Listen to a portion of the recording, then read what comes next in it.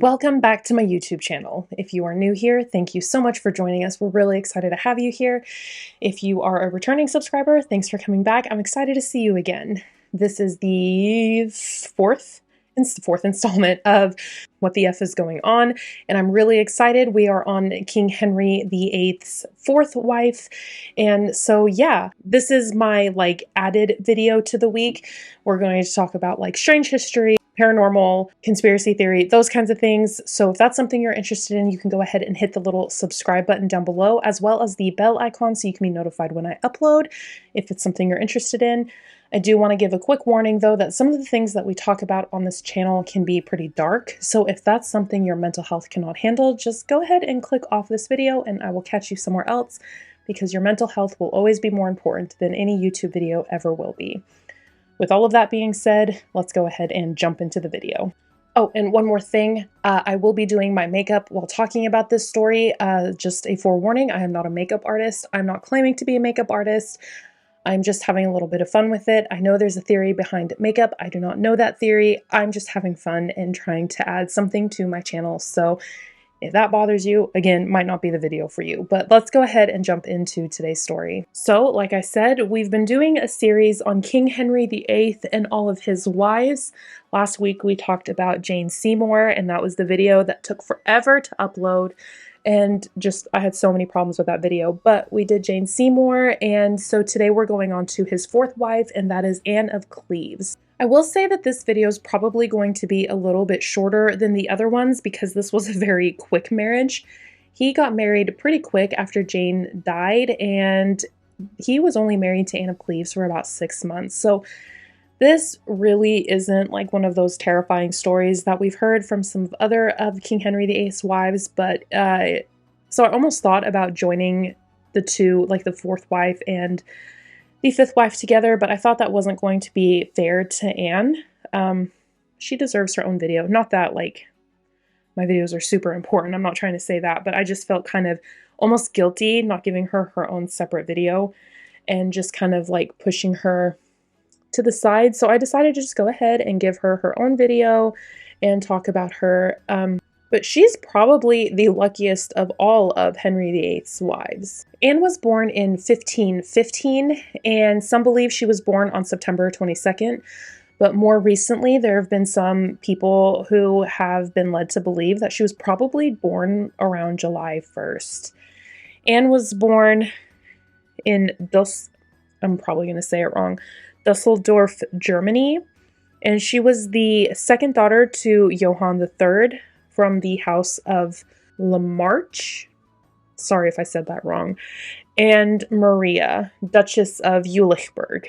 Both of her parents were leaders of their own respected territories, and so it was kind of almost like the same situation that we saw with Catherine of Aragon's parents. Not a whole lot is known about Anne's history before she came to England, but they were able to kind of figure out what would have happened because they know stuff about Renaissance Germany, I guess.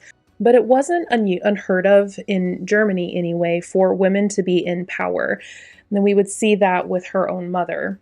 But it wasn't such a big deal for men in Germany during this time to not have sons. They were just fine with their daughters being their heirs. And that's in fact how Anne of Cleves' mother was able to come to power, because she was the only surviving child to her parents. Anne would have had 3 siblings. The oldest child would have been her older sister Sybil, and her and Anne were very, very close.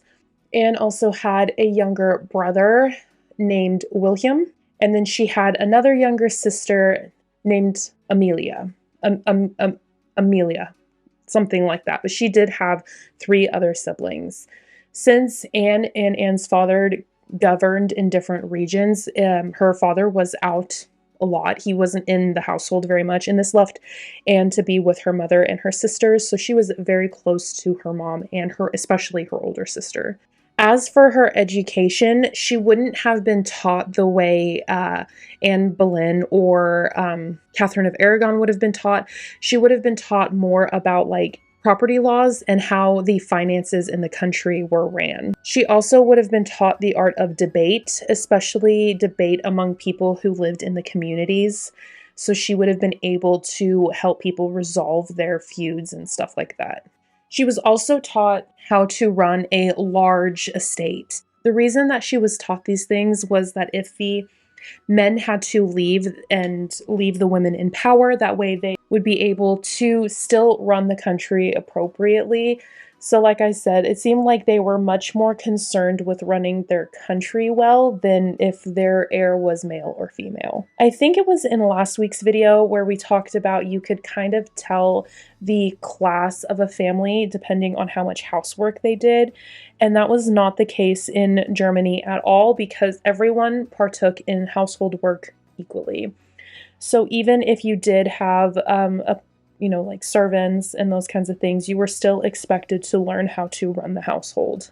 Women in Germany were taught how to cook, how to sew, how to do pretty much all things. So when it came to like traditional learning, Anne's father wasn't very concerned with it. Or it's not like he was opposed to it. I think that they could have, but I think they were just more concerned about learning how to run the country instead of, like philosophy and religion and those kinds of things. It's also not no one's exactly sure what Anne's religion was. It is known that Anne's mother was a very devout Catholic, as was her brother, but her sisters kind of seemed to go more the Protestant route, as did her father. He had sympathy towards the Protestants, and her brother was a little unhinged. Anne's youngest sister never got married and she never had children of her own. And so she would spend a lot of time teaching her nieces.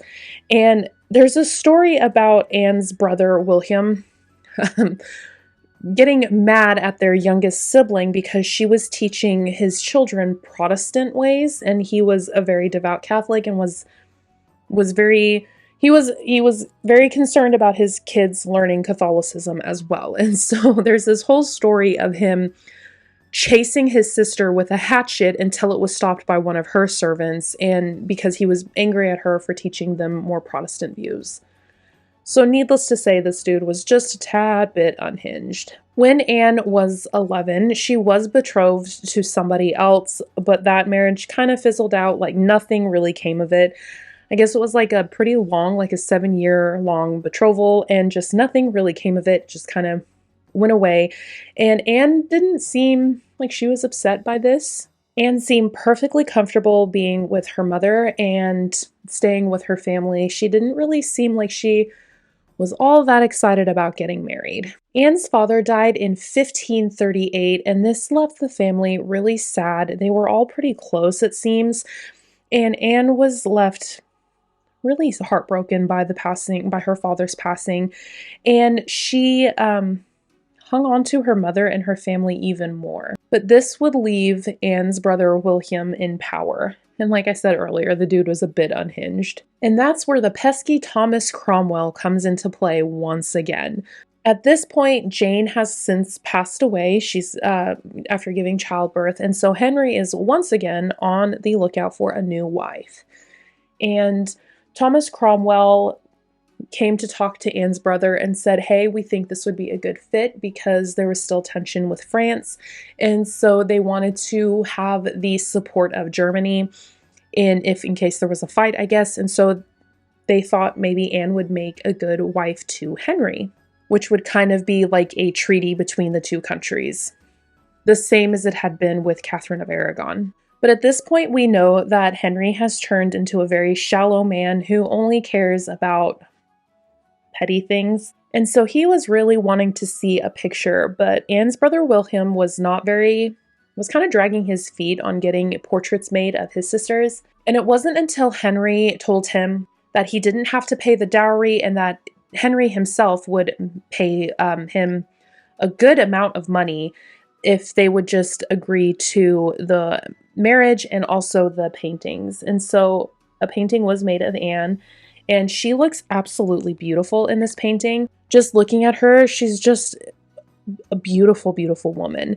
And this was the painting that was taken to Henry, and he said, okay, he would marry her, basically. He was just more concerned about what she looked like, even though she was like half his age. He was like 48 at this point, and she was in her early 20s, maybe. So he was just concerned about what she looked like. But eventually they did decide that the marriage would be a thing, and that Anne would come to England and be the next Queen of England. Anne started her journey to England in November of 1539. Henry had plans to marry her by Christmas time that year, and Anne's journey was held up by bad weather, and yeah, she just wasn't able to make it there on time, so they had to postpone the wedding until January 6th. But at this point, Henry's getting really anxious, and he really wants to see Anne. He really wants to see her and see, make sure that she's really as pretty as that picture is showing. And so when Anne doesn't make it by Christmas time, he gets really antsy, and he's not really excited about waiting to meet her until January 6th. So he decides on New Year's Day to go meet Anne where she's at. He even brings Anne a gift that's like a fur coat, a beautiful fur coat. He brings her a gift to kind of welcome her. And at this point, everyone is being very welcoming to Anne, and very, like, they've all told Henry that yes, she's absolutely beautiful. She looks just as good as her picture does. Like, they're trying to reassure him, like, she's gorgeous, she's good. You're going to be so happy, right? So when Henry finally makes it to Anne, he does the dumbest thing ever. So it's important to remember that Anne actually did not speak English. She only knew how to write and speak and read in German. So she didn't speak any English. She didn't know any of the customs. She really didn't know anything about England whatsoever. She was just there. She had spent her whole life in Germany, and so she didn't know anything. So when Henry comes in a costume, he's wearing a costume, and he takes her hand and kisses it, she's really almost put off by the whole thing because she doesn't know this person.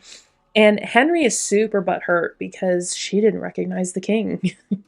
She didn't recognize me. He was so butthurt about it that he went out into another room dressed in a more kingly robe of purple, because purple was popular amongst the royals, I guess. I think it was because it was really expensive to make, so only royals could afford purple. But he comes back into the room, and that's when Anne realizes her mistake, and she's really embarrassed by this, and she didn't know it was him, and so she apologizes and bows deeply to him. But this doesn't make it better for Henry. He is so embarrassed by this whole encounter, and he's just angry that how could she not recognize the king. So they had their little meetup, and then he left, and as soon as he was out of earshot of her, he was talking trash on her, saying that she was ugly and he didn't want her and he didn't want to marry her. But at this point, everything's pretty much set in stone. He has to marry her for the treaty between Germany and England to become a thing. So in all, Anne and Henry were only married for about 6 months. And the entire time that they were married, Henry was looking for a way to annul their marriage. He did not want to be married to Anne. And he would tell everybody he could how he thought Anne was ugly and hideous, and just it was so mean what he was doing to this poor girl. She had come all the way from Germany and didn't know anybody, couldn't even speak the language, and he's just talking shit about her all up and down. It's just so sad. Even the day after their wedding, people were asking Henry how he liked his new bride, and he said that he had not been able to have relations with her because he was repulsed by Anne. It's just so mean because she's a really beautiful girl. He told people that he didn't think Anne was a virgin because she had a loose stomach and her breasts were saggy, and it's not funny because it's just mean. I'm just laughing at the fact that he's just such a prick. He even took it so far as to make his doctors go out in front of people and tell them that the king could perform sexually just no problem, that it was not a fault of his own. He just took things so far to make sure that people knew that it was not his problem that he couldn't consummate the marriage, that it was Anne, and because she was so ugly. But the entire time, Henry was probably just looking to get an annulment from Anne. He did not want to be married to her, and I think it was because he was so deeply offended by her not recognizing him during their first meeting that he just couldn't fathom somebody not knowing who he was. So they married in January, and by the springtime, Henry had sent Anne off. There were some things that I read that Anne might have actually not even known what was going on with Henry, or she didn't know that, like, she was very innocent in her thought process. Like, she wouldn't have known that she needed to have relations with the king in order, like, she might not have even known, because there are some recorded conversations with her ladies in waiting that she said that the king would come visit her at night and kiss her goodnight and say, "Good night, sweetheart," and then in the morning tell her, "Good morning, darling." And she said that that was enough. But she also knew that she wasn't pregnant, so maybe she was embarrassed by the fact that he was going around, or that he wouldn't sleep with her, and so she didn't want anyone to know, so she just acted like she didn't know what was going on, and she thought that that was enough. Or maybe she actually just really was innocent. I'm not sure. But at this point, Henry was not the young stallion that he once was. He had gained a significant amount of weight, and he had also received an injury on his leg that would, like, open up and fester and bleed and just stink. Like, the dude stunk. So he wasn't exactly who he once was either. And I think that Anne was very beautiful, by the way. So Anne and Henry got married in January of that year, and by the springtime, he had sent Anne away, stating that there was a plague and he was afraid for her, so she needed to leave the area in order to stay safe. But if there had been a plague, like he said, then he would have left as well. So this is highly unlikely, and it's more likely that he had already started seeing his next mistress, and he wanted to spend more time with her. Okay, I'm just going for a really simple, like, no eyeshadow, just some mascara look today, so I just finished off camera. But so Henry had sent Anne away at this point, and it was under the guise of the plague. And it was after this that he went to his council and was seeking an annulment for the marriage, saying that they had never consummated it, so it was null and void. And yeah, he was actually granted this pretty quickly, and on July 10th of the same year that they got married, Anne was served divorce papers. And at first she was really embarrassed by this, and she was angry, and she immediately reached out to the ambassador of Germany and was trying to get a hold of her brother. But by that evening, she had calmed down quite a bit, and she was actually willing to give Henry what he wanted. And this might have been because she was afraid to go back to Germany and be disgraced by her brother, because, again, brother unhinged. So she was probably afraid to go back, thinking that she was going to suffer some kind of consequences, or it might have been dangerous for her. And Henry had told her that if she granted him this divorce, that he would treat her very kindly. And so Henry was actually really surprised when she agreed to it. And because she was so easygoing in this whole process, like, he kept up his end of the bargain, and he was very, very kind to her. He gave her 3 different estates that she could live in, and £4,000 annually. Like, every year he would give her £4,000 to live off of, which was a lot of money back then. So she was free. Essentially, she was completely free of any man. She was able to live out her life the way she saw fit. And on top of that, Henry told everyone that they had never been together, so she was still a maid, and she would be able to get remarried if she so wanted to. She never did, though, but she was like welcomed into the courts, and she actually became one of Henry's best friends, and went to the wedding with his next wife, and she became really close to his stepchildren. And Henry even granted her, like, a really high status. She was right under the queen and his children, so she was a very respected woman. And yeah, like, she just kind of lived out her life to the fullest. She was able to do what she wanted. She had money, she had status. Like, She kind of made out like a bandit as compared to Henry's other wives. But she never did remarry again, and sadly, she died on July 16th of 1557 of what people believe was cancer. She started getting really, she lost a lot of weight. She was losing her hair. Like, she was just in really bad health, and so many people speculate that it was probably cancer. But she was loved and admired by the people of England and the royal family, and she lived a pretty good life as compared to Henry's other wives. But personally, I think she was really smart about it. Like, she probably, like, yeah, she was probably worried about being embarrassed at first, but then she thought about it and she's like, no, I need to take him up on this offer and live pretty good. So, I don't know. What are your thoughts on Anne of Cleves? Personally, I think she was the prettiest wife of Henry VIII. I don't know, the picture, I just find her beautiful. I think she's very, very, very pretty. And so, what are your thoughts on this? I would love to know down in the comments. And yeah, that's pretty much all I have for you today. So we'll see you next week with another one of King Henry VIII's wives.